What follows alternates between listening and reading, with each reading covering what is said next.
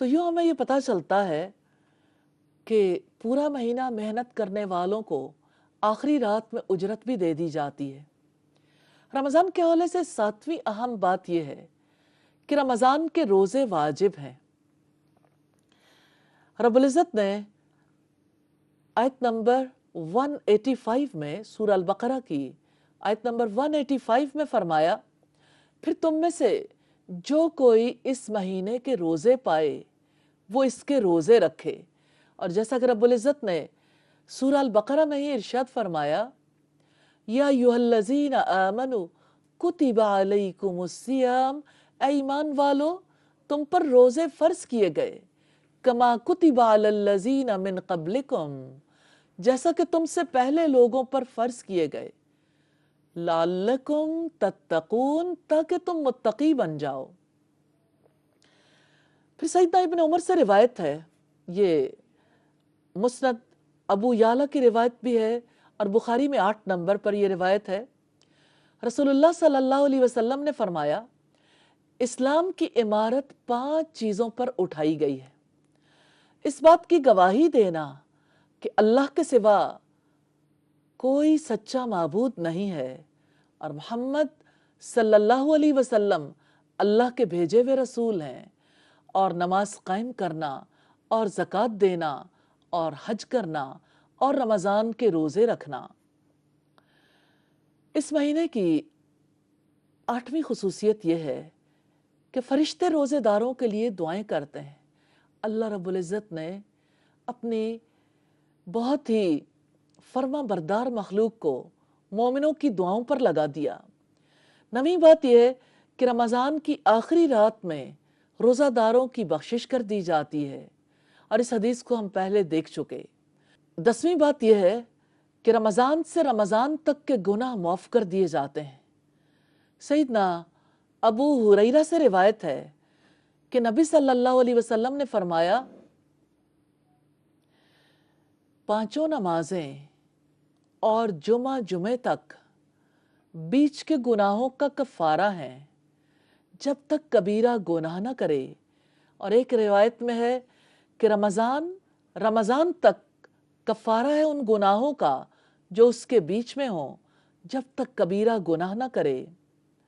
तो इस्लाम की बुनियादें जिन पर इस्लाम की इमारत तामीर की गई है, इनमें से जो कोई किसी एक को छोड़ देता है वो काफिर हो जाता है। 11वीं बात जो इस महीने के हवाले से है, रमज़ान में उम्रे का सवाब हज के बराबर हो जाता है। सही बुखारी की 1863 नंबर रिवायत है। सैयदना इब्न अब्बास कहते हैं कि नबी सल्लल्लाहु अलैहि वसल्लम जब अपने हज से वापस आए, आपने उम्मे सनान अंसारिया से फरमाया, तुमको हज से किस चीज़ ने रोका? उन्होंने अर्ज़ की कि फलां शख्स ने, यानी अपने शौहर की निस्बत कहा, हमारे पास 2 ऊंट पानी भरने वाले थे, एक पर तो वो हज करने चले गए और दूसरा हमारी ज़मीन को सैराब करता है।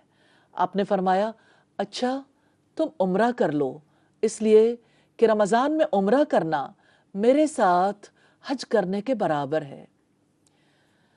तो इस हवाले से हमें ये पता चलता है कि उम्रे जैसी इबादत बहुत अहमियत की हामिल है, लेकिन अगर कोई रमज़ान के महीने में उम्रा करता है तो ये उम्रा हज के बराबर सवाब लेकर आता है। अल्लाह रब्बुल इज़्ज़त की कितनी बड़ी रहमत है, इस महीने में कसीर खैर व बरकत समेट सकते हैं। इसी तरह की रिवायत हमें मुस्लिम में 3038 नंबर पर भी मिलती है। 12वीं खुसूसियत यह है कि रमज़ान की हर रात जहन्नुम से आज़ादी दी जाती है। सैयदना अबू हुरैरा रज़ियल्लाहु ताला अन्हु से रिवायत है, रसूलुल्लाह सल्लल्लाहु अलैहि वसल्लम ने फरमाया, जब रमज़ान की पहली रात आती है तो शैतानों और सरकश जिन्नों को जकड़ दिया जाता है, जहन्नुम के दरवाजे बंद कर दिए जाते हैं, इनमें से कोई दरवाज़ा खुला नहीं रहता, और जन्नत के दरवाजे खोल दिए जाते हैं, इनमें से कोई दरवाज़ा बंद नहीं रहता। اور ایک اعلان کرنے والا منادی کرتا ہے، اے نیکی کے طلبگار آگے بڑھ، اور اے برائی کے طلبگار رک جا۔ اور اللہ تعالیٰ بعض لوگوں کو جہنم سے آزاد کرتا ہے، اور رمضان کی ہر رات میں اسی طرح ہوتا ہے۔ یہ ہم دیکھتے ہیں کہ رمضان کی یہ 12 بنیادی خصوصیات ہیں۔ رمضان کی خیر و برکت کا ہم اس طرح سے اندازہ نہیں لگا سکتے۔ اللہ رب العزت نے جو کچھ اپنی کتاب میں بتایا، جو کچھ اپنے حبیب کی سنت سے ہمیں بتایا، اس سے ہمیں یہی خصوصیات ملتی ہیں۔ رمضان برکتوں والا مہینہ ہے۔ اللہ کی رحمتیں انسانوں پر برسنے کے لیے بےتاب ہیں۔ ان برکتوں اور رحمتوں کو سمیٹنے کے لیے کچھ ایسے کام ہیں جو ہیلپ فل ہوتے ہیں۔ تو رمضان المبارک میں کرنے والے نیکی اور احسان کے کاموں کو جاننا ضروری ہے۔ یہی تو رنگ بھرتے ہیں رمضان میں، اور یہی تو ایسے امور ہیں جن کی وجہ سے انسان ربانی زندگی اختیار کرتا ہے، اس کی زندگی میں اللہ سبحانہ و تعالیٰ کا رنگ آتا ہے۔ تو آئیے دیکھتے ہیں وہ نیکی اور احسان کے کون سے کام ہیں جن کی بڑی فضیلت ہے، اس دعا کے ساتھ کہ اللہ تعالیٰ ہمیں ان سارے کاموں کی رغبت، شوق اور حرص عطا فرمائیں، اور بھلائی کے کاموں میں سبقت لے جانے کی توفیق عطا فرمائیں۔